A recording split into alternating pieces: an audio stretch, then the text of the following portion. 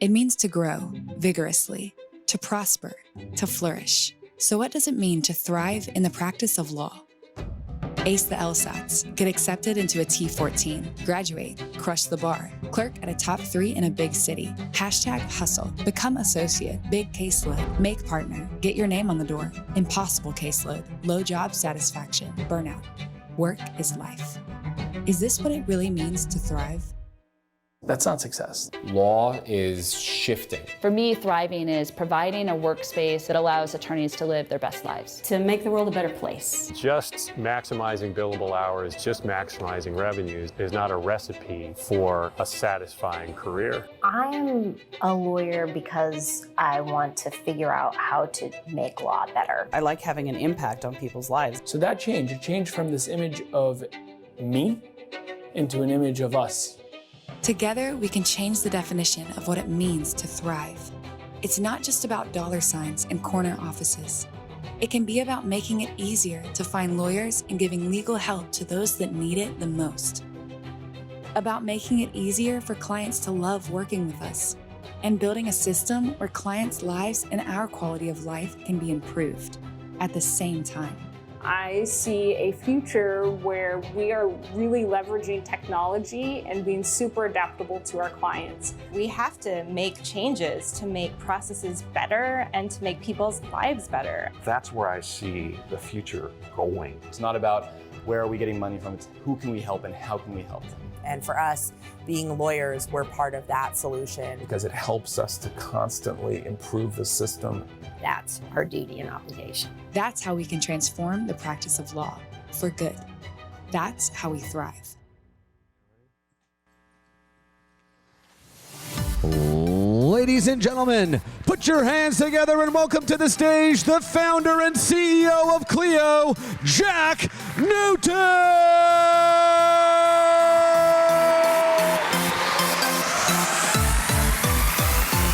Welcome, everyone. I'm so excited to be here with you this morning. This is just incredible. Let's hear it once again for Jesse Herring. That was an incredible opening. If you can believe it, we get to start every day at Clio in the Vancouver office with Jesse. It's energizing and exhausting, but really amazing. And welcome to the 7th annual Clio Cloud Conference. This will be our biggest and best conference yet. And I'm so excited to share some really exciting news, some new insights, and some new product developments with you over the next hour. We've got an incredible 2 days in store for you, and welcome. It's going to be unbelievable. As you saw from the opening video, our conference theme this year is around thriving. And the reason we like the concept of thriving so much is we think every lawyer, every legal professional can really define what thriving means for them. This isn't necessarily imposing our view of what thriving looks like on you. This isn't necessarily saying it's about revenue growth, or it's about growing headcount in your firm, or it's about billables. Thriving means different things to different people, but we believe we can provide a framework for how every law firm can thrive, and that's what I'll be talking about over the next hour. As Jesse mentioned, the hashtag for the conference is #ClioCloud9. Please use this hashtag on Instagram, on Twitter, on Facebook, as you share photos and insights and thoughts about what you're experiencing at the conference. This is how you share what's going on with both the attendees in this room, as well as the tens of thousands of people that are tracking this conference on Twitter and other social media. And it lets you share the experience of what it's like to be at the Clio Cloud Conference outside of these walls. Every single year, we've managed to trend on Twitter, if you can believe it, and I have no doubt this will do the same this year. This year, we also welcome our biggest audience ever to ClioCon. As you can tell by looking around, we have our largest Clio Cloud Conference audience ever, with over 2,000 attendees in this room. The conference is completely sold out, which is just incredible. And if you can believe it, we started this conference 7 years ago at the Hotel Saks in Chicago with just 200 attendees. And in 7 short years, we've grown the conference tenfold. I'm curious, do we have anyone in the audience that was at the very first ClioCon? Put up your hand. That's awesome. Thank you for coming back. And who's here for the first time? How many first-timers do we have in the audience? That's also incredible. Welcome. You're in for an incredible ride. And for everyone else in the audience that is returning for a second or third or more time, welcome. We are so thankful for your continuing support of the conference, and people that come year after year really help form the foundation of how we build the community that has become the Clio Cloud Conference. So thank you. Incredibly, the conference has also grown from what was primarily a North American event in the first couple of years to what is now truly an international audience. We have attendees from over 15 different countries and 6 continents, if you can believe it. So we're looking to cross the 7th off the list next year. So if you know any lawyers in Antarctica, tell them that Jack Noonan will give them a free conference pass for next year's conference, because we want to cross that off the list. We have what is one of the most compelling keynote speaker lineups lined up for you over the next couple of days as well. We're kicking off in the afternoon keynote with Glenn Greenwald. Many of you know the name Glenn Greenwald from his involvement in the Edward Snowden saga. Glenn is also certainly a controversial speaker, and over the course of ClioCon, we have not hesitated to invite controversial speakers to this stage because we want ClioCon to be thought-provoking, and we truly think that you can't have thought-provoked without some amount of controversy. We're not making people think carefully if we're not presenting them with ideas that they might disagree with. So we're really excited to see what Glenn brings to the stage this afternoon. And he's going to be talking about the importance of privacy.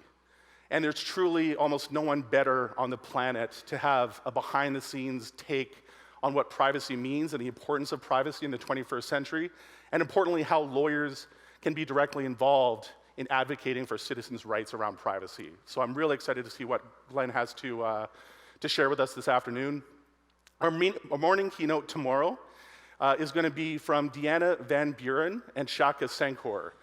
And these are 2 incredible thought leaders on the topic of reforming justice.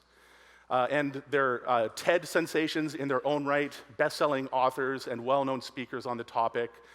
And they'll be presenting us some really innovative thoughts on what criminal justice reform looks like in tomorrow morning's session. And we think this is a really natural follow-on to what was certainly one of the most powerful keynotes last year, which was given to us by Brian Stevenson. So really excited to see what Deanna Van Buren and Shaka present us tomorrow morning.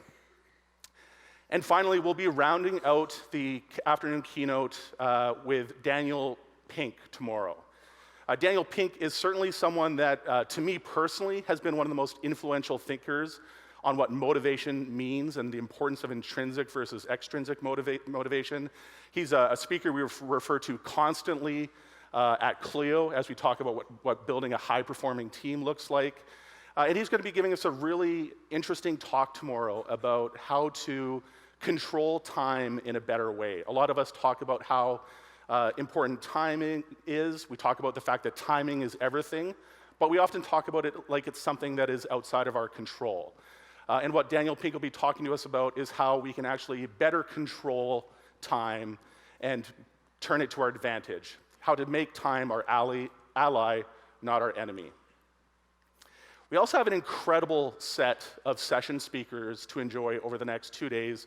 We've assembled what is truly the best and brightest minds in legal to be presenting to us with dispatches from the forefront of legal innovation, to be talking about innovative business models in legal, to be talking about criminal justice reform. There's a wide range of topics from every aspect of the industry that you're going to be able to take in over the next 2 days. And truly, one of the toughest decisions you'll have over the next 2 days is deciding which session to attend. But don't worry, we're recording all of them and we'll make them available to you after the conference. Tonight, we're also celebrating the Reisman Awards. And as Jesse mentioned, the Reisman Awards are named in honor of what was our very first customer that joined us back in 2008, Catherine Marino Reisman, who I think is actually sitting over there. Thank you, Catherine. And thrilled to be celebrating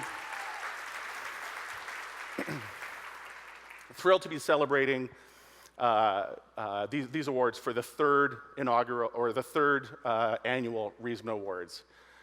We'll be recognizing law firm innovation in 4 categories, including legal innovation, best new law firm, community champion, and best growth story. And this year, we've added a 5th category, which is excellence in client service. And we had so many interesting submissions for this category. We had more submissions for the Reason Awards than we've ever had in the awards history. So this will be super exciting celebration tonight. So be sure to attend this event this evening. I also want to spend a moment thanking the sponsors of the 2019 Clio Cloud Conference. We truly could not do this conference without the support of these sponsors. We have over 90 companies supporting the Clio Cloud Conference, including our diamond sponsor, LawPay, and our second diamond sponsor, PwC Insights Officer. If we could have a huge round of applause for these 2 headline sponsors, I'd really appreciate it. And I also want to recognize our gold sponsors, our silver sponsors, our bronze sponsors, and our starter sponsors. A huge round of applause, please. This conference would not be possible without them. And last but not least, we have over a dozen media partners helping cover this event, write articles about the presentations we'll see over the next 2 days, and essentially issue dispatches around what law firm innovation looks like and what's happening on the ground here at ClioCon. So huge thank you to our media and event partners for joining us and covering the conference. Thank you very much. We'll also be celebrating the 2nd annual Launch Code competition. This is certainly one of my favorite parts of the conference, where we're able to celebrate the best new integration to be launched on the Clio platform. We give away a $100,000 cash prize to the winning company. And this year, we have an incredible lineup of companies submitting for this award, including Casetext, Community Lawyer, FirmTrack, Haymarket, and WiseTime. Give a huge round of applause to these companies. They're doing incredible things, and one of them will be walking away with a $100,000 grand prize this afternoon. And we have an incredible roster of judges, including Janine Sickmeyer, Dan Lear, and Molly McDonough, who will be selecting the winner this afternoon. So I'd like to set the stage for this morning's keynote with a callback to Clio's mission statement. This has been the mission we've been pursuing for the last decade, and that is to transform the practice of law for good. There's a deliberate double meaning in here, where we talk about the fact that we're not only transforming the law and trying to make law better, we're trying to make lawyers happier, we're trying to make clients happier, and we're trying to grow the total opportunity that exists for lawyers. But we're also trying to make this our permanent dent in the universe, as Steve Jobs would put it. When you talk to the members of Team Clio over the next 2 days, you'll see, I think, a group of employees that are really committed to a mission in a deep way. You'll see a level of commitment and conviction from our team that you just don't see in the average company. And that's because they're so enrolled in this mission. I get asked often how we're able to recruit some of the top talent in the world. We're able to beat companies that are companies like Google and Amazon and Shopify and Facebook that have tried to recruit employees that have ended up choosing Clio because they truly believe in this mission and believe in their opportunity and Clio's opportunity to truly transform the legal industry. It's an exciting opportunity that everyone in this company is really excited about. And over the course of this year, just over the last couple of months, there's been an extra large spotlight shone on Clio because we were able to secure a Series D financing round of over $250 million, which is really pretty incredible in a few different ways. Number one, this is the largest growth equity round in a legal company ever.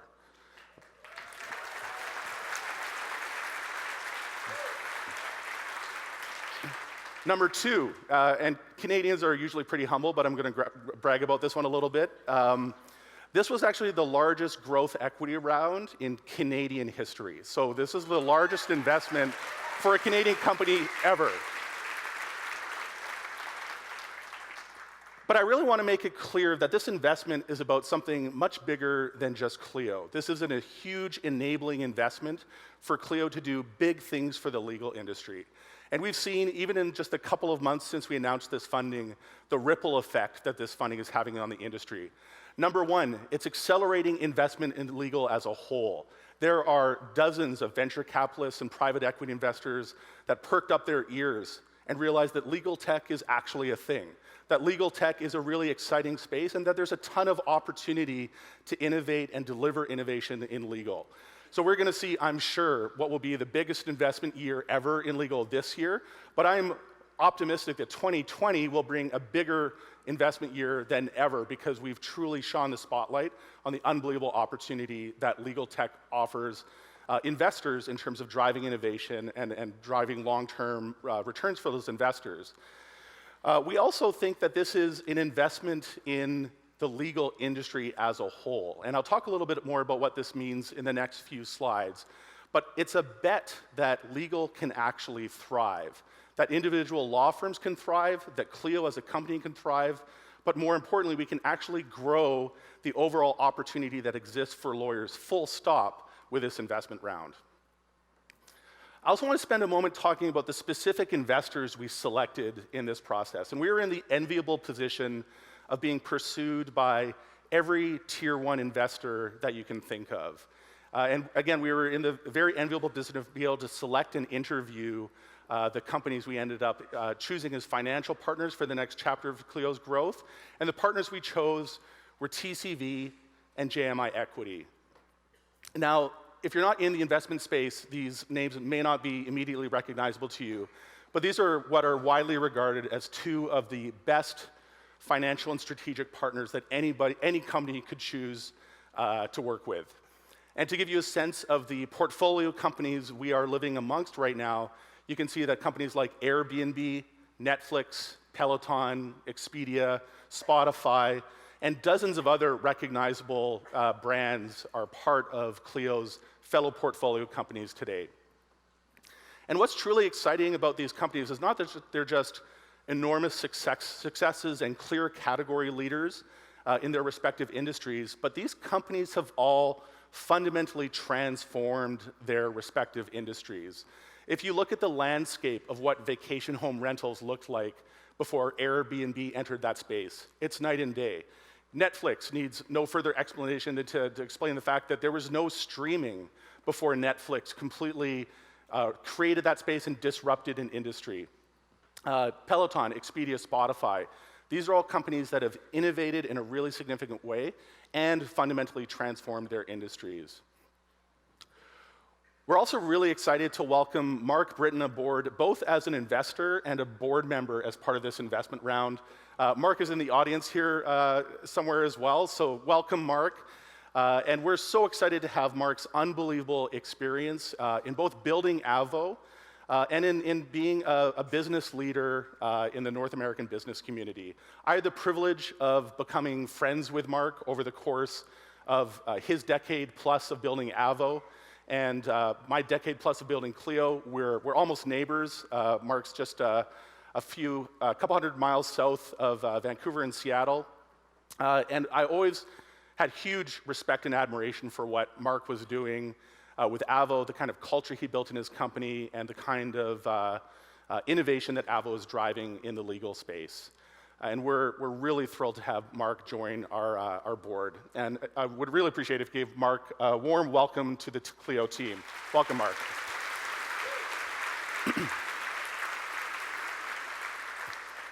Jared Correa published an article earlier this week in Attorney at Work, and one of his commentaries on Mark joining the team was, "It just feels right to have Mark Britton back in the legal field," and I really agree.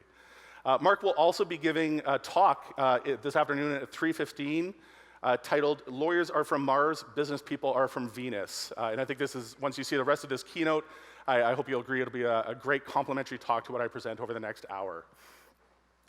So what I'd love to spend a few minutes talking about with you is really what is the thesis that our new investors got behind with what Clio can do in the legal space. It's been fun for me to see some of the prognosticating on Twitter and elsewhere around what this $250 million investment round is all about. And I'm going to share that with you this morning. It's no secret. I'm happy to talk publicly about what our plans are. And it's important I talk about what those plans are because everyone in this room is partners with us in building that plan and executing that plan. And the plan really has two key pillars. Number one is building the operating system for legal. And this is something we have been building brick by brick over the last decade. And thank you for all of you that have been part of that journey over the last 10 years. And what me and Ryan saw over 11 years ago when we founded Clio was a huge opportunity. We saw the fact that the average law office really hadn't significantly adopted technology. We saw law offices that in 1920 or in 2000 and 2008 when we founded Clio weren't really fundamentally operating all that differently than they would have been in 1908, which is where this picture is from. And I'm sure many of you have colleagues that are still using pen and paper. When our new investors talked about what Clio's main competitor is, I think they were hoping I would mention another software company, something obvious that we might be able to list a competitive matrix with. And I said, frankly, our competition is pen and paper. Our competition is the 70% of lawyers that don't use any kind of practice management system at all. And when you look at the opportunity that exists in legal, I truly believe that legal is the last major industry to be fundamentally transformed by technology. Back when I was in university studying computer science, doctors and lawyers were often mentioned in the same breath as two laggards in adopting new technology. And I think today, doctors have actually done a ton to innovate. Over half of hospitals in the United States offer some form of telemedicine, for example. So doctors have been busy innovating and doing great things over the last decade. And I think to a large degree, this room obviously accepted, lawyers have not been innovating at nearly the same pace. The opportunity we see with building the operating system for legal is in building a standardized set of tools that lawyers of all stripes, law firms of all sizes can adopt. And in the same way, when in 1980, Bill Gates stated what seemed like an impossibly audacious vision for Microsoft, which was to put a PC on every desk and in every home, we have the same vision for Clio. We want to see Clio in every law office. We want to see Clio on every desk and furthermore in every lawyer's pocket on their smartphone. And Bill Gates' vision also talked about the fact that you want to build a foundation on which other applications can be built. In the same way that Windows is an operating system, we want Clio to be an operating system that other applications can be built on top of, and importantly, other companies can be built on top of. For me, what will look like success with the Clio platform is when there is other multi-million-dollar revenue scale companies built on top of Clio. And we've already seen that happen, and it will continue to accelerate over the next decade. And we want Clio to be the foundation upon which those companies are built. And what we're providing with the operating system for legal is a common set of tools and a common set of key application objects like time tracking and documents that these applications can reuse rather than reinventing the wheel every single time. These applications can tie in to the existing foundations that Clio has built and focus on delivering true value add, true incremental value add, for example, in a specific practice area. Another way about thinking about our vision for the operating system for legal is to look at the smartphone space. You can think about Clio as the core operating system, like iOS or like Android. And we provide the fundamental tools like Matters and Notes and Contacts that other applications can be built on top of. And you can see, obviously, huge success with this business model in app stores like Apple's and Google's, which now have 2 million plus apps available. We're playing a bit of catch up, but we're making great progress. At ClioCon today, we're announcing over 35 new integration partners being added to our platform, many of which are here exhibiting and sponsoring the event. So please be sure to engage with these companies and find out about the new products and services they're offering. And we've seen unbelievable progress with the Clio platform over the last over the last 5 years, where we now have almost 200 integration partners tied into the platform. So we've seen really incredible progress, and you as Clio customers have an unbelievable range of applications you can use to expand Clio's capabilities. So that's part one. That's part one of the master plan, is building the operating system for legal. And I think we're already well on our way to do that, but there's still a lot of work to be done. We're a decade into this, but I still think in a lot of ways we're just getting started. Part two is calling back to something I talked about last year, which is really all about increasing access to justice. But I'm also going to explain the kind of specific take I have on what access to justice means. So first of all, if we look at the legal space, if we look at the opportunity that exists out there, let's first look at the demand side, which is the consumers that need legal services, consumers that need their legal problems solved. And I think what's really interesting is the US legal market is a $437 billion a year market. It's an enormous market, but that is truly just represented as the tip of the iceberg in this diagram. And I think what's really interesting and what represents an unbelievable opportunity is the fact that 77% of legal problems did not receive legal assistance over the last year.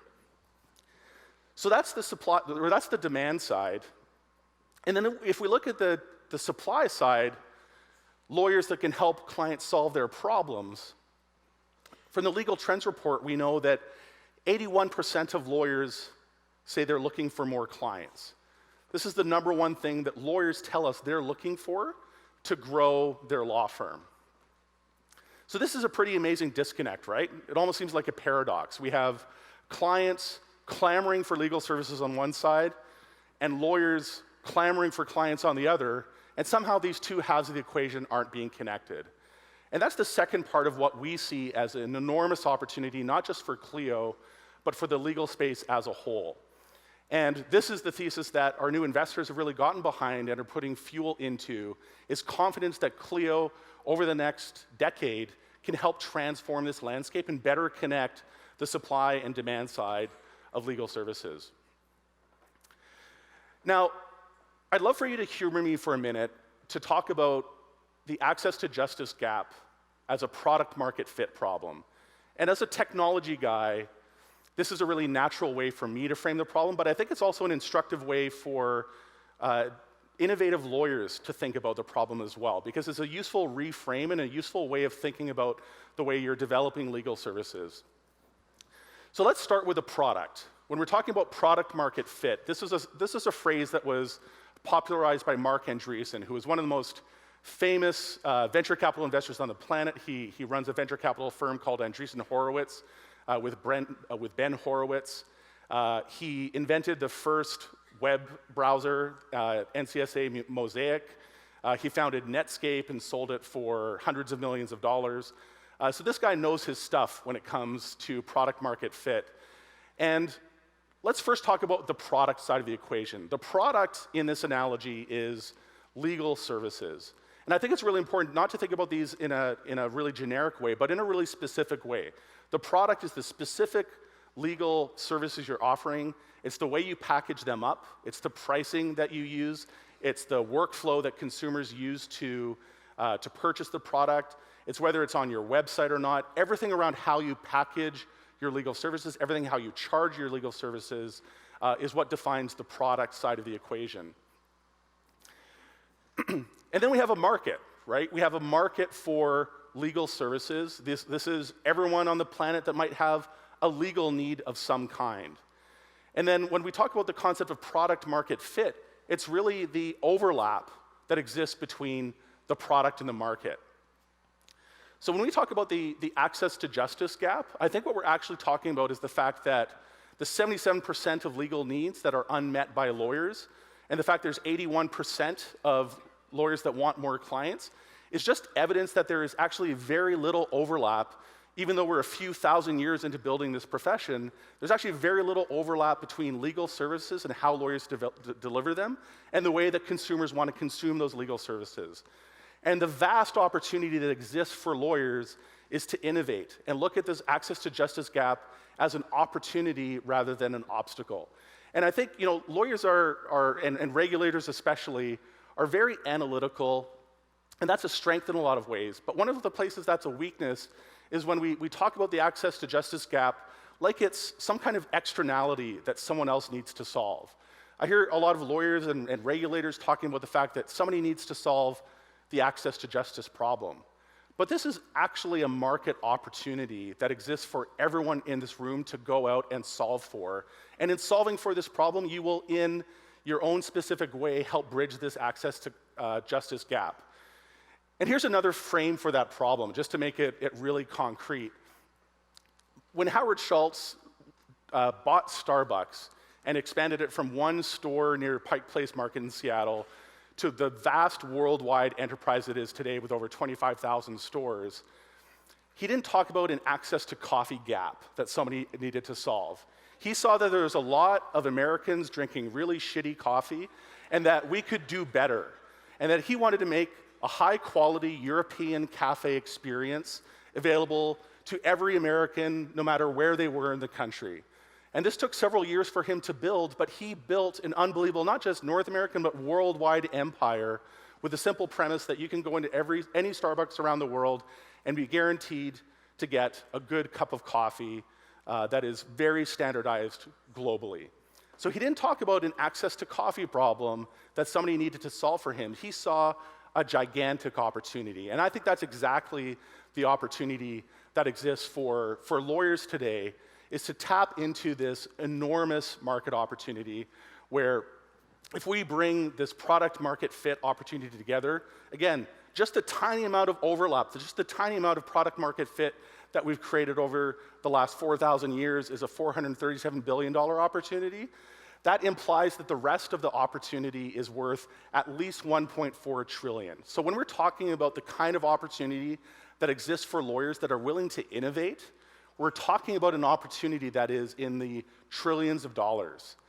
And I'm not trying to be hyperbolic when I state that. I truly believe that lawyers that realize this opportunity and realize that this gigantic gap between the product that is legal services as they're offered today and the enormous latent demand that exists in the market on the demand side, that this is not an extrinsic problem for somebody else to solve, but an opportunity for us collectively. And by the way, when I say us, I truly mean us, the people in this room, can solve together. And in solving this, we will not only increase access to justice, we will unlock an unbelievable amount of value for everyone in legal to grow the overall market opportunity. And the other, what might be even controversial statement that I want to assert is I really think that everyone in this room is an entrepreneur. Even though you were trained in law school to be a lawyer and often not trained in any aspect of how to run a business, you are truly an entrepreneur in that, by definition, an entrepreneur is someone that is struggling to connect a product with a market and create product market fit. And I think the most exciting thing about being a lawyer today is that technology and the tools available to us allow us to develop innovative legal services and deliver legal services in a way that just wasn't possible just 5 or 10 years ago. And in doing so, we can unlock an enormous, enormous market opportunity. So those are the two pieces of the investment thesis that TCV and JMI got behind, and that I'm really passionate about and all of Team Clio is passionate about, is this dual-prong approach of building the operating system for legal and growing the total market opportunity for lawyers by increasing product market fit between the way lawyers deliver legal services today and the way consumers want to consume legal services. So in the second part of the keynote, I'd love to outline a framework we've developed for building a world-class, thriving law firm. And this is really the sum total of many of my findings and my team's findings over the last decade of building Clio and working with thousands of the most innovative, most forward-thinking law firms on the planet. And what we've looked for is patterns that we can extract around what are the common threads we see in the best, most thriving law firms on the planet. So there's two pieces to this. The first is around performance, and I'll explain what I mean by performance. Back in 2016, we published the inaugural Legal Trends Report. And this was really a seminal moment both for Clio and for the industry at large, because there had never been a report like the Legal Trends Report published in Legal. The Legal Trends Report, as a quick refresher, was a report based on data analyzed from tens of thousands of law firms using Clio, as well as external surveys. And through anonymized and aggregated data statistics, we were able to provide key insights on how the average law firm runs, and what some of the opportunities for law firms becoming more productive looked like. And this was a pretty devastating set of findings that we presented in the first Legal Trends Report. This was really a big moment for the legal space and caused a lot of people to pick up their heads and take notice around how much work needed to be done in terms of improving law firms' efficiency. So first, let's look at utilization rate. And I'm going to get into a few details over the next couple of slides. Please dial in and pay attention for these slides, because we're going to be talking about these three concepts a lot over the next 20 minutes or so. The first concept is utilization rate. Utilization rate is the number of billable hours worked in a given day divided by the total number of hours you have in a workday. So if you worked, for example, on billable time for 2 hours of your day, and let's say optimistically your workday was 8 hours, you would have a 25% utilization rate. Next, and you can think about this as a bit of a funnel, next we have the realization rate. So once you have your utilization rate and a certain number of billable hours worked in a day, the realization rate is how many of those hours that you decide to actually put on an invoice that you send to your clients. So it's the number of hours invoiced divided by the number of billable hours worked in a day. So out of those 2 hours in my 8-hour workday, if I decided to bill 1 out of those 2 hours and write the other off, my realization rate would be 50%. And finally, we have the collection rate. And the collection rate is how much of the invoice hours I send to clients that I actually get paid for. So net of any bad debt that might exist, clients that decide not to pay me, that's my collection rate. And what we saw in these three statistics was, on average, the utilization rate for lawyers across the United States was 31%. The realization rate for lawyers was 81%. And the collection rate for lawyers was 86%. And what this collectively formed was what we described as a devastating funnel, where the average lawyer was only working on billable casework for 2.5 hours a day. Only 2 out of those 2.5 hours were realized, and on average, only 1.7 of those hours was paid to us by clients. So there's only 1.7 hours of true revenue-generating work that gets deposited into my bank account at the end of every day.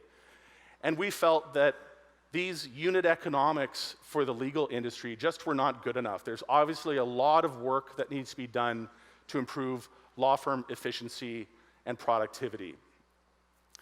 And we've been enhancing and rounding out this story and deep diving into this story over the last 3 sets of Legal Trends Report. And what we're thrilled to announce at today's Clio Cloud Conference is the 4th edition of the Legal Trends Report, the 2019 Legal Trends Report, which is being published and made available for free this morning. So be sure to download the PDF for free from our website, and you can also track down the report on the conference app. George Saharis will also be giving an in-depth presentation on every aspect of the 2019 Legal Trends Report in the Harbor Ballroom right after this talk. But I want to share a few key highlights from this year's Legal Trends Report, and I am so excited to share these insights for you, because I truly think they're some of the most important insights we've delivered in the Legal Trends Report since the inaugural edition back in 2016. And what inspired this year's Legal Trends Report was a fantastic book by Jim Collins called Good to Great. This is a book that Jim published over a decade ago, and what he did was analyzed thousands of publicly traded companies and tried to identify the performance characteristics and the culture characteristics that helped a small handful, 11 of these companies, stand apart from their peers and deliver results that were truly great, not just good. And what we were able to do with Clio data in this year's Legal Trends report is do the first at-scale longitudinal study of law firm performance. So again, by looking at aggregated and anonymized data of over 5 years of data in Clio, we were able to identify really what are the good, great, and stable law firms, and what really helps separate them. We created 3 segments of categorization in the Legal Trends report this year.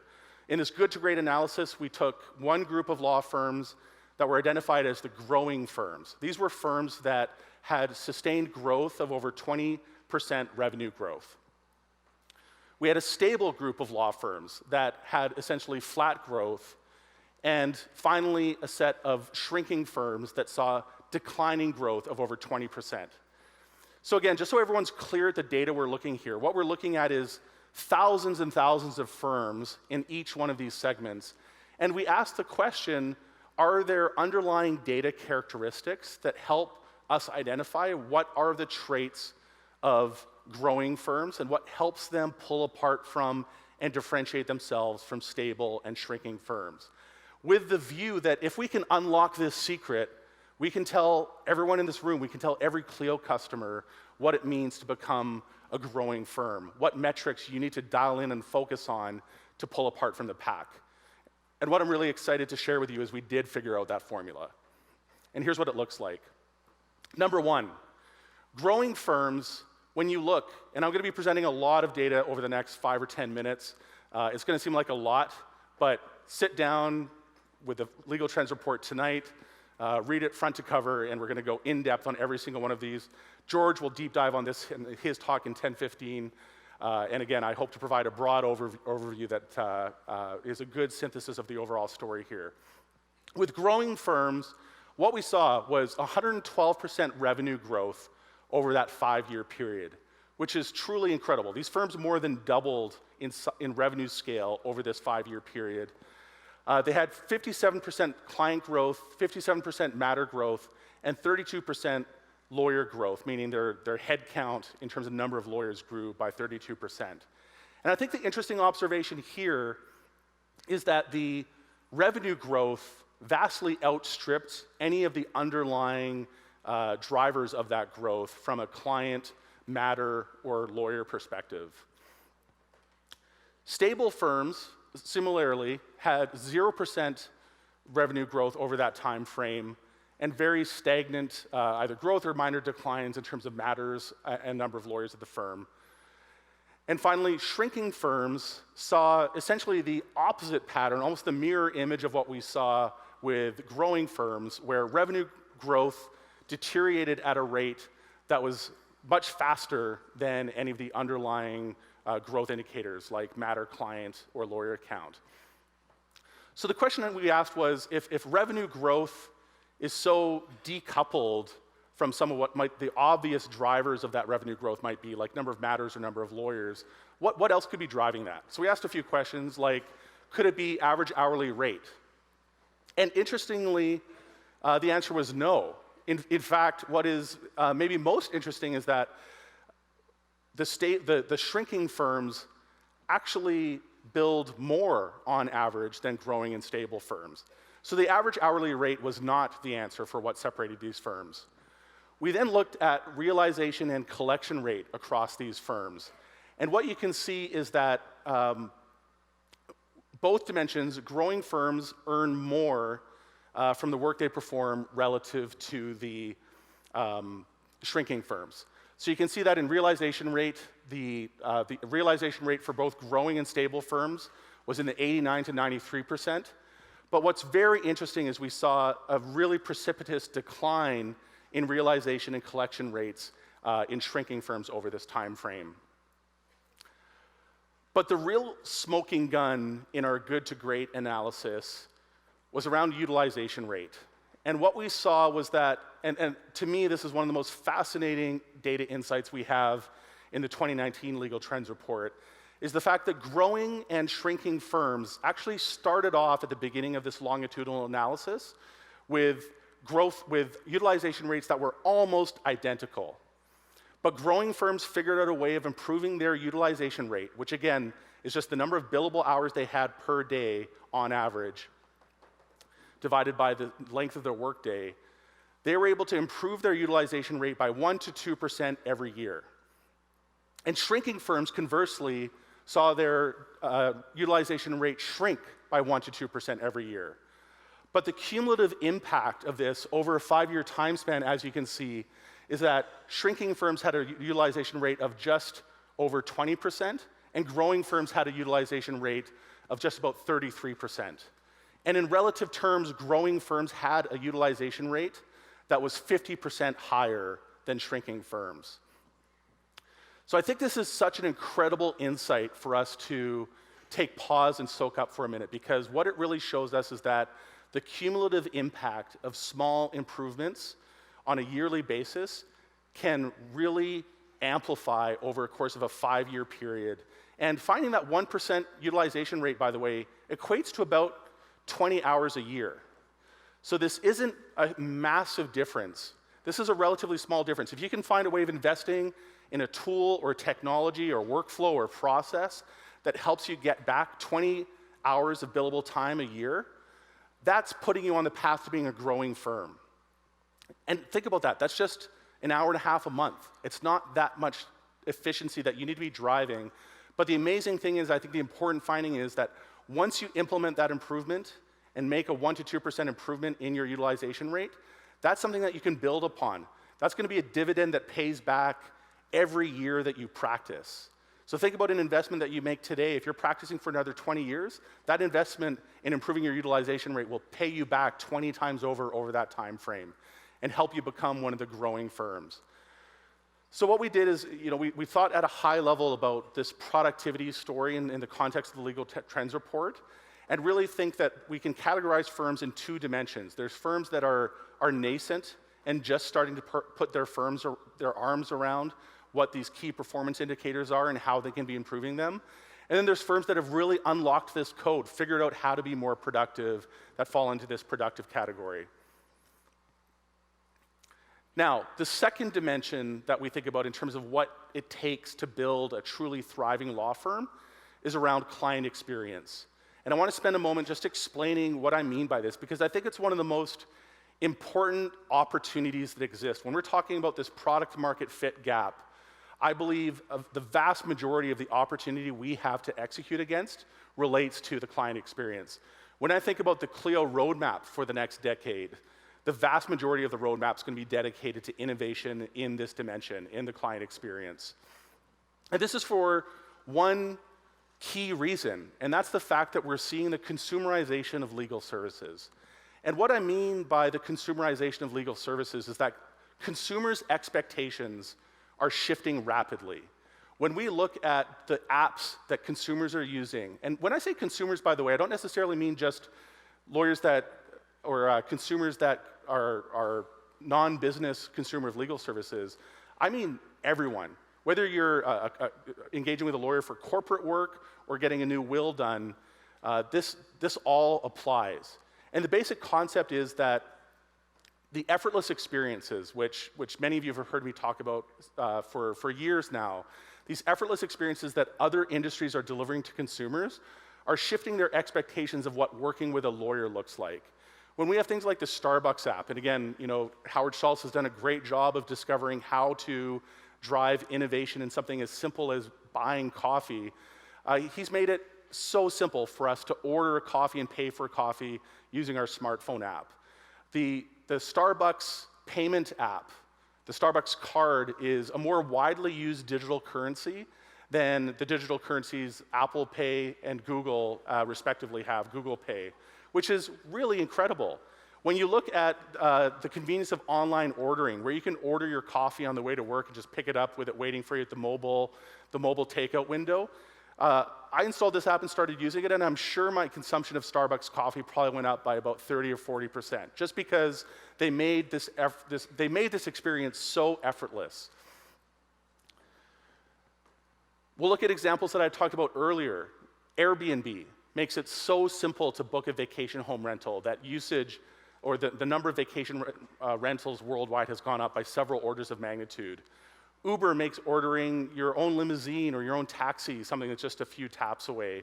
Amazon makes ordering a product and getting to your doorstep something that is often done just in the same day. So these are the apps and the experiences that consumers are experiencing dozens of times in a given week, and this is reframing their expectations of how lawyers deliver legal services to them.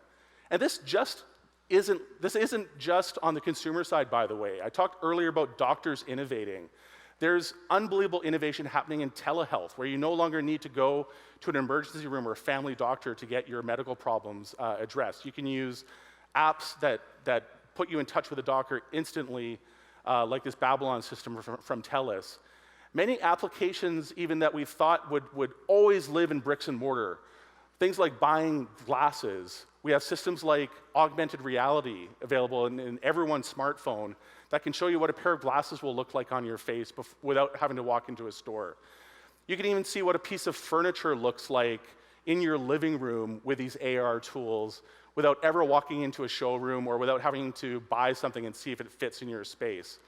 So this is what the future of consumer services looks like on every front. And I think it's really important for us to realize this wave of change is coming for legal. We might be able to dodge it for a few more years than other industries, but it will hit us, and it will present an enormous opportunity for everyone that can get ahead of this wave. I think there's some great examples of how the consumerization of IT is also creating huge opportunities for companies like Slack. I think what's so interesting about Slack is when it launched in 2013, it was entering a space that was largely regarded as having reached its end state. There was companies like HipChat that were widely used and widely liked by their customers, but when Slack launched, they had 8,000 customers sign up for it in the first 24 hours that they launched, because they just did so many little things better than HipChat did. And they've now become a multi-billion-dollar publicly traded company and are the most widely used chat tool in workplaces.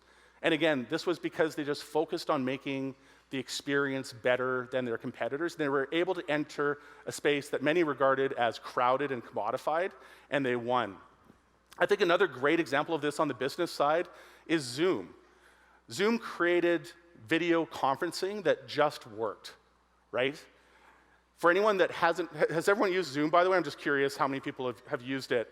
It's amazing, isn't it? It just works. And for anyone like me that would power up WebEx and get frustrated with it, having to download 16 updates and you end up showing late to your video conference because it spent half a day updating, this is the kind of experience-based opportunity that exists. I think what's most fascinating about the Zoom story is the CEO and founder of Zoom, Eric Yuan, actually worked at WebEx. And he left WebEx because he saw a company that was not responding to its customers' needs. He saw a company that was drifting apart from the market it once had great product market fit for. And he said, if I'm not going to be allowed to fix this problem here, I'm going to go solve it on my own. And he founded Zoom, and he solved the problem. And again, he's created a multi-billion-dollar company that is publicly traded and the most widely used video conferencing solution now. Again, in a space that many regarded as having been completely dominated and won over and had reached an end state. And instead, he showed that innovation was still possible. Now, the second piece of data I'd like to present under this client experience umbrella is, again, from the 2019 Legal Trends Report. And I think you're going to find this section fascinating, because what we're going to talk about is how consumers shop for lawyers. And what we did is we doubled down on the consumer research we did last year and went even deeper to understand how the average consumer finds and selects a lawyer, and what traits lawyers need to have to be the lawyer that the client ends up picking to work with in the end. So first of all, we asked one foundational question, which is how do clients find a lawyer? And many of us know that a large portion of consumers ask for referrals. We've talked at past Clio Cloud conferences how important referrals are. And although 59% of clients look for referrals, 57% of them are looking for lawyers on their own. They're looking in directories like Google, they're looking in directories like Avo, and 16% of those consumers do both.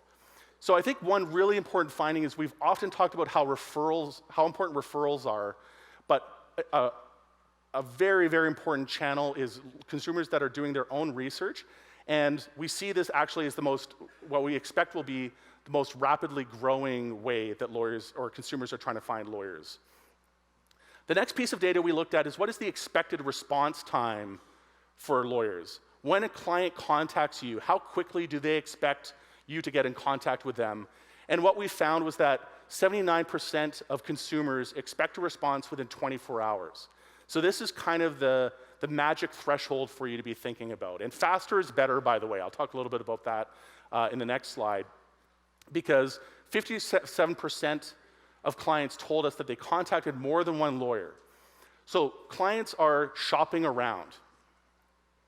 But I think what is really interesting is that 42% of lawyers, or clients rather, say that they stop shopping if they like the first lawyer they speak with. So although 24 hours is kind of the cutoff, most clients will end up working with a lawyer that gets back to them faster, provided they like the lawyer they speak to.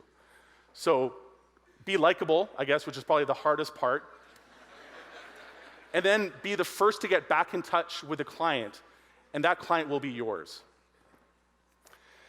Now here's one mic drop moment, and I unfortunately don't have a mic to drop, but 64% of clients told us they contacted a law firm that never responded to them. And when we got back the consumer data that told us this, we were highly skeptical, and we wanted to dig into this further. But we wanted to pull at the thread for a few different reasons. Number one, this was a large-scale survey. We surveyed over 2,000 consumers, so we were confident we weren't looking at noisy data.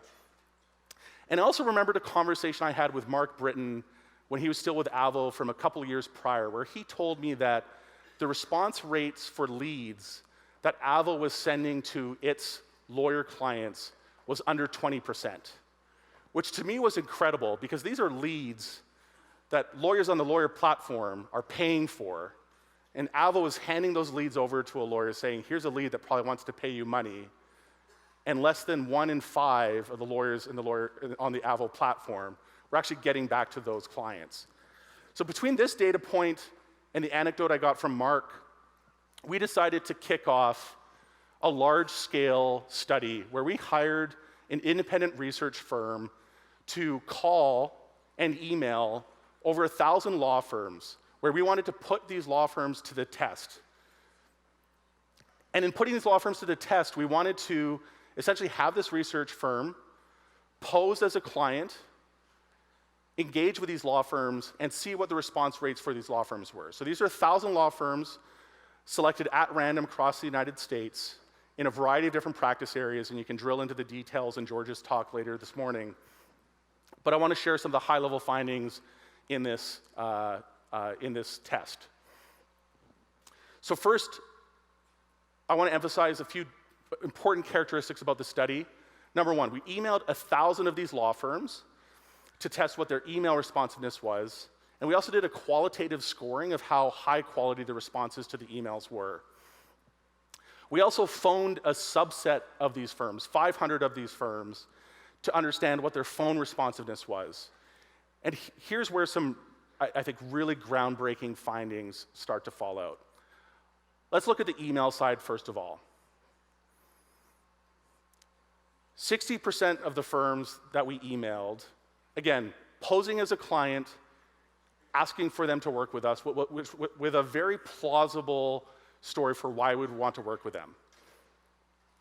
60% of the firms that got an inbound lead that walked, talked, and looked like a lead did not respond to that lead. Of the 60% that did respond, 71% responded with what we considered an inadequate response. And this was a very technical grading process we used where we looked at the kind of information that was in the email response, and we identified what we considered the best response and the worst response.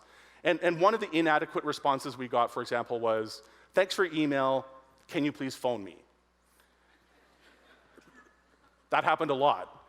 And again, as a consumer, when we're thinking about the client experience, if I have emailed you, it's probably a pretty good indication this is my preferred mode of communication.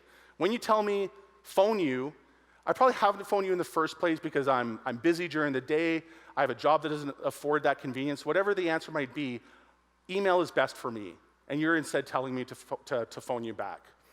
So that's the email side of the dimension, where there's obviously a lot of work to be done. Let's look next at the phone-based data. And again, hold on to your seats. 56% of lawyers answered our phone call, which is great. But that obviously leaves the flip side, 44% of firms that did not answer the phone call. 39% of our calls went to voicemail. And 57% of the voicemails we left were not returned within 3 days.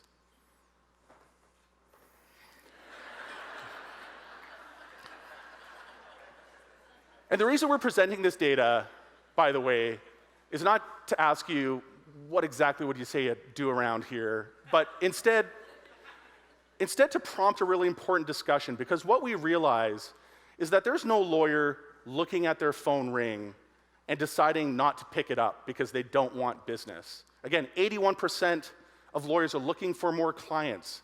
We know that they're not too busy to pick up the phone. Well, I'm sorry, they are too busy to pick up the phone. We know there's structural aspects of practicing law that work against your ability to be responsive to clients. And we view the huge opportunity that exists for Clio and for the technologies we deliver and the processes that we hope to help you adopt to make you more responsive to clients. Because there's an unbelievable amount of opportunity out here. When we talk about the fact that there's a product market fit problem in legal, one of the things we're talking about is the fact that you can actually improve access to justice literally just by picking up the phone. Right? When we're talking about this being a hard problem to solve, this is not, we need some applause for this. This is the kind of opportunity that exists. And this is the exciting opportunity because there's so much market potential to be unlocked doing simple things like picking up the phone, responding to an email, communicating with clients in the channel in which they prefer to be communicated with. So this is the client experience dimension of delivering legal services that we think is a second really important dimension for us to think about when it comes to innovating in legal services. What we've done is put all of this together in a framework that we call the law firm maturity model. And this is a framework that we've been using internally at Clio for the last year in thinking about how we do product development and how we deliver innovations to law firms. But I think this is actually a model that law firms can equally well adopt within their law firms to think about how they're evolving as firms and how they can turn into thriving law firms. And again, provide a really brief recap of what we're talking about here. One really important dimension of being a thriving law firm and in tapping into this unbelievable latent legal market that exists is being productive, adopting the latest technologies so that you can be efficient in delivering your legal services, so that you can deliver those legal services maybe at a lower price point or a more convenient way or a different package than you were in the past, that you can internally get your utilization rate into that 30, 40+% range so that you're a growing firm. The second dimension that I think is such a huge opportunity because, as you can tell from the Legal Trends Report data, things are in a sorry state of affairs in legal. There is an enormous amount of opportunity for firms that choose to innovate on this client experience dimension. And that's where I think there is so much opportunity, both for us as a company in developing new technologies, but for everyone in this room that wants to repackage and redesign the way they're executing it within their law firms. So with that, I'd like to shift gears and talk a little bit about those product innovations we've been working on over the last year that really help fit into this law firm maturity model and deliver on the kind of thriving law firm vision that I've talked about for the last hour. Let's first talk about legal productivity. I want to summarize both some big features and some small features that are reflective of us listening to your feedback over the last year in terms of what you want to see in Clio. Number one, we made a set of really significant updates to our calendar. We redesigned the calendar from the ground up, and we've made dozens and dozens of improvements over the last year listening to your feedback.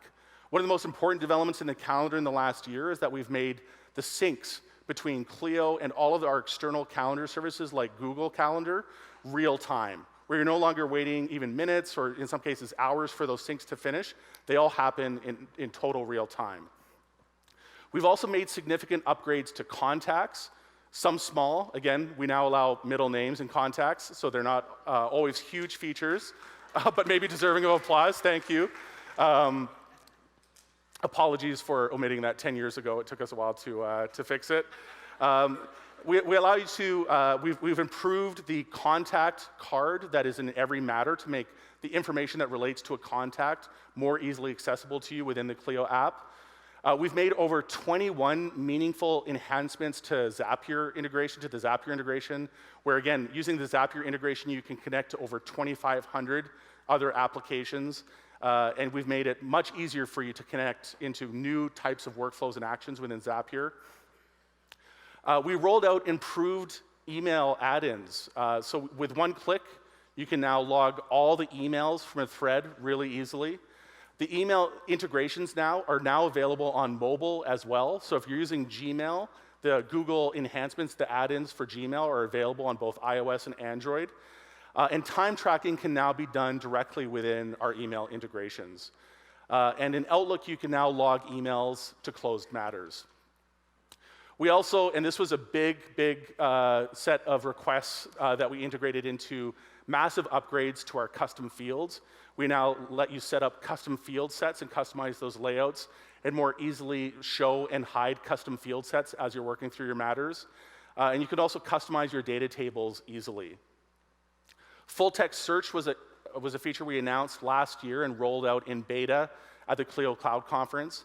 We're now indexing over 1 billion documents for our full text search and making it easy for you to find any snippet of text across all the documents that exist in Clio in a fraction of a second. And we've also been hard at work in building a ground-up redesign of our mobile app. This is something we're really excited about and really proud to announce.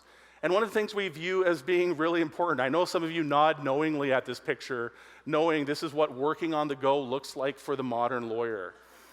We know, again, through the Legal Trends report, that 85% of lawyers spend more than an hour on the day trying to get work done on the go. And a first-class mobile experience is something that's obviously really key to that. And what we kicked off last year was a ground-up redesign and re-architecting of the Clio mobile app. We actually started writing this app from scratch for a few different reasons. One was to adapt to modern usage patterns that had emerged in the 8 years since we rolled out the first Clio mobile app. The mobile landscape had changed and evolved and improved in a lot of ways, and we wanted to come up with an app that was best in class, adopting some of those new usage patterns and improved usage patterns. From a technical standpoint, we also rebuilt the app from the ground up using a framework that allows us to code one app that works on both iOS and Android. So this means that forevermore, iOS and Android will have the same set of features at the same time as we roll them out for mobile, which is huge. Because ultimately what this unlocks is enormous velocity within our team where they'll be delivering mobile features on a more rapid basis than they've ever been able to in the past. Common workflows like accessing your calendar, viewing documents, accessing your most recent list of matters, are now, and secure chat with your clients are now completely reimagined experiences that are vastly superior to the original version of the app. I've got a couple customer testimonials to share. You can see that our customers are thrilled with the new workflows the Clio app affords. and are just super happy with the app overall. The new app, the new Clio mobile app, is available today on both the App Store and on Google Play. Let's talk for a minute about firm performance. This is the second of the 3 pillars I want to talk about in the product front, and I want to spend a moment talking about Clio Payments. Clio Payments is the credit card payment processing solution directly integrated within Clio. And I think what is amazing is that just over the last 12 months, our customers, Clio customers, are processing over $1 billion of payments through Clio Payments, which is truly incredible. If you're still on the fence about whether credit card payments are the future of how legal payments will happen, I hope this strikes home with you. This shows you just how, number one, consumers want to pay by credit card, and this is good for you as well. When we look at the data that shows us how quickly electronic payments get paid, what we see is that 57% of invoices that are sent via Clio Payments that allow credit card payments to be made get paid in the same day. So yes, there are some small credit card fees to pay when you accept credit card transactions, but I think not using credit card payments because those get in the way is really missing the forest for the trees, because you can be getting this paid the same day and eliminate all the risk of bad debt by using credit card payments. This is huge. Another feature we rolled out recently that has just exploded in uptake is outstanding balances. And I'll show you really quickly. Oh, we've got some fans of outstanding balances in the crowd. It makes our product team's day, by the way, when spontaneous applause erupts for this stuff. What outstanding balances lets you do is send a simple email to your clients that provides a summary of all the invoices that are unpaid and allows them with one click to make a payment against all the outstanding invoices. And this is a great way to very politely remind your clients that they owe you money. But it's also a great client experience for them because they don't need to go sifting through their mail to figure out what 4 or 5 invoices they haven't paid for you and make 5 or 6 different checks to pay you and settle down with you. They can look at one email and click one button and in one smooth workflow settle up on all of their outstanding balances with you. So huge new feature. Expense categories are something we rolled out recently, again, to huge acclaim. This is something that lets you get a better understanding, a more finer-grained view of your expenses and what are your recoverable versus your unrecoverable expenses. We have rolled out huge improvements to our accounting integrations with a vision of eliminating all duplicate entry between Clio and your accounting systems. We've made huge strides in this direction, thank you, and it's only gonna get better from here. Another massive improvement we've rolled out just in the last few months is non-billable time and the ability for you to easily track your non-billable time in Clio. And one of the reasons that this is so important is when we talk about utilization rate, and when we talk about the fact that you need to be improving your utilization rate over time, tracking your non-billable time is so key to this. So again, you can easily flag any time entry as non-billable and see that rolled up in a simple visualization and rolled up in Clio's various reports. Now, this is one of the features I'm most excited to announce. And one of the questions we've had over the years with Clio, especially since we launched the Legal Trends Report, back in 2016, is, okay, I hear about this devastating funnel. I see that I need to drive my utilization rate, my realization rate, and my collection rate. I also just saw Jack talk about this law firm maturity model. I'm super excited about it. How do I track my firm performance? How do I track how I'm doing on the x-axis of this law firm maturity model? And one of the gaps, and certainly a gap I acknowledge, is that Clio to this point hasn't provided the tools for you to really easily look at those law firm performance metrics in real time.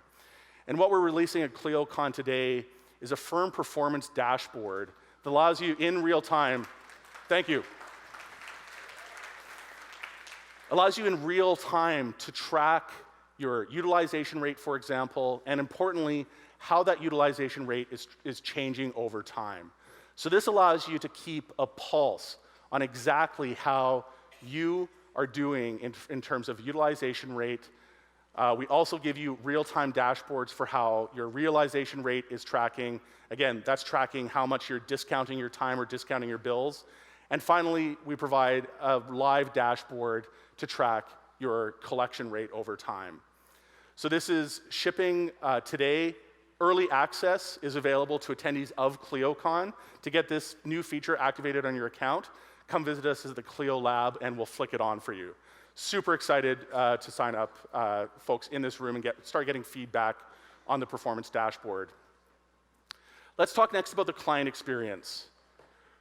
One of our visions with Clio is to solve for this end-to-end client experience, where we want every touch point that you have with a client to be something that gets better thanks to the fact you're using Clio. We want our customers to have a competitive advantage in the marketplace because they're using Clio. And one of our major investments last year was in acquiring Lexicata. And over the course of the last year, we transformed that product into Clio Grow. We've invested in improving the performance and security of Lexicata. We've migrated almost all of Lexicata customers over to Clio Grow. And we've more than doubled the Lexicata customer base over the course of the last year on Clio Grow. So the adoption we've seen with Clio Grow has just been incredible. The feedback we've gotten from customers has been amazing. And it's been the first part of Clio that's extended into the client acquisition part of the consumer lifecycle. Wanted to share a few stats in terms of the adoption we've seen with Clio Grow. We've seen over 85,000 intake forms sent, 60,000 documents e-signed, 217,000 matters created, and over 32,000 appointments scheduled. 32,000 appointments scheduled. That's pretty incredible. Now, I want to talk about one of the first major new features we've added to Clio Grow by setting the stage by talking about the fact that, again, the stat from this year's Legal Trends report, that 42% of clients stop shopping with the first lawyer they speak with. And something we gave a lot of thought to was, how can we increase the responsiveness of lawyers that use Clio and help them win that client? And what we looked at was the inefficiency of setting appointments. We looked at some data that showed us that it takes, on average, 8 emails to schedule an appointment over email. And we all know what this looks like because it makes us want to put a gun in our mouth every time it happens. Does Thursday at 2 o'clock work for you? No, I'm sorry. How about Friday at 1 p.m.? No, I'm out for lunch. Can we talk on Monday at 2? And again, this goes back and forth on average about 4 times, 8 emails in total, and a really poor experience both for your client and for yourself. It's hurting your productivity.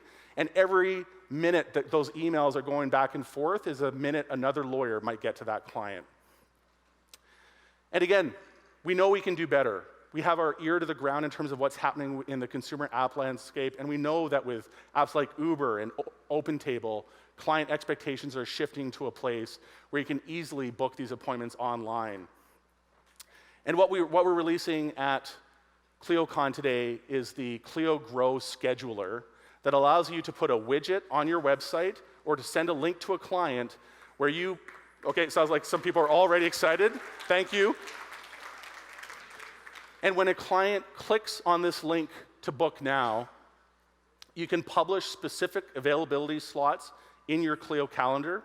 Your client can browse through those availability slots, pick a day that they want to work with you, pick a specific time that they want to work with you, confirm that appointment, fill out a few details that, by the way, goes right into Clio's intake system, so you never need to type this information in, and shows up as a calendar entry on the client's device.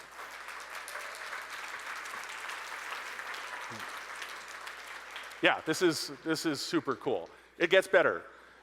On your side, in your Clio calendar, with zero intervention from yourself, you sit down in the morning with your cup of coffee in hand and just start going through the initial consultation requests that were set up thanks to Clio Grow. This appointment will show up in your calendar, again, with zero intervention from you. It will show up in your funnel, in your lead intake funnel with zero intervention, and your client has had a responsive, amazing experience with you with while you could still be asleep, by the way, which is incredible. This is what we think the future of legal looks like. We're also going to be adding payments to this feature shortly, so that if you want to collect, all right, super fan over here, thank you. We're going to add payments to this so that when you first engage with a client, if you want an initial consultation fee, for example, you'll be able to collect that at the end of the intake process. Your client can put in their contact information, and by the time they sit down for that initial consultation with you, they've already paid. So really incredible feature, and you can see more about this at the Clio Lab.